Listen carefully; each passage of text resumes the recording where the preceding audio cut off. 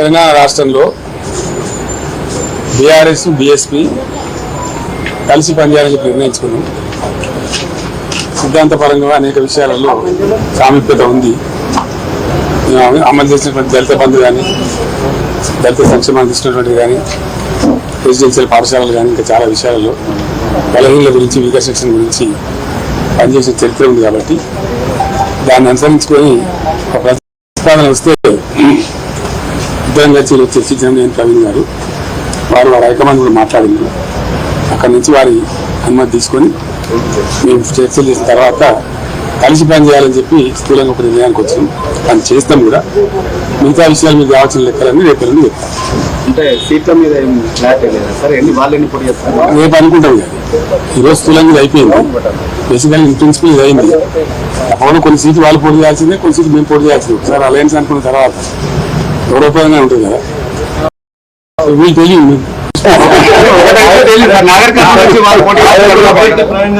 పెద్దపల్లి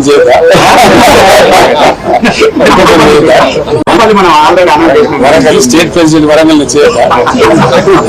దానికి general seat కూడా చేయొచ్చు, అన్ని సీట్లు చేయొచ్చు. మాయావతి గారు మాట్లాడారు.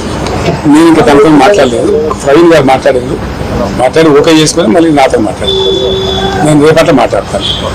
ఓకే, పాత పరిచయం ఇతర పార్టీలో ఉన్న కలిసి వచ్చే అవకాశం ఉంది. చూద్దాం ఏం జరుగుతుందో. నేను సస్పెన్స్ ఏం చేద్దాం మనం ఇప్పుడు. Thank you.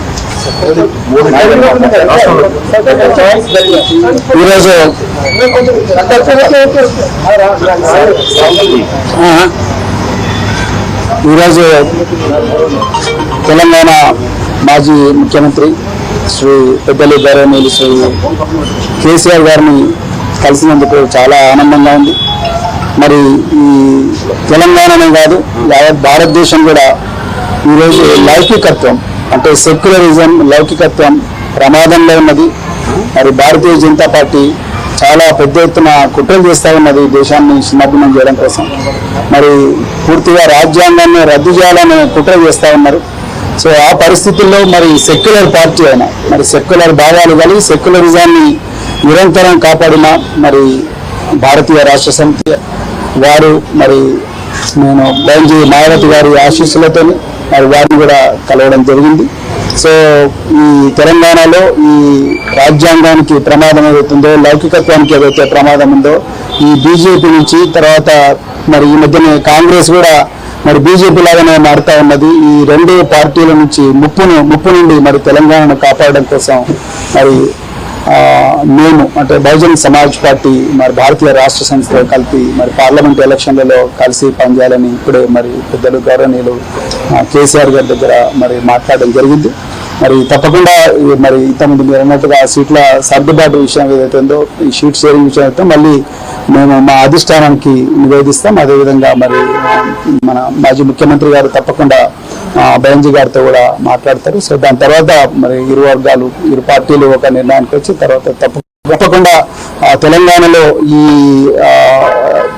స్నేహం అనేది తప్పకుండా తెలంగాణ ప్రజల జీవితాలను మారుస్తుంది. తెలంగాణ ప్రజల విలువలను ఏదైతే గంగా జన్మ తహజీబ్ అని అంటున్నామో ఆ విలువలను, ఆ సంస్కృతిని తప్పకుండా కాపాడుతుంది. బహుజన వర్గాలందరి జీవితాలు బాగుపడతాయి. ఇలా నిరుద్యోగులు సంతోషంగా లేరు.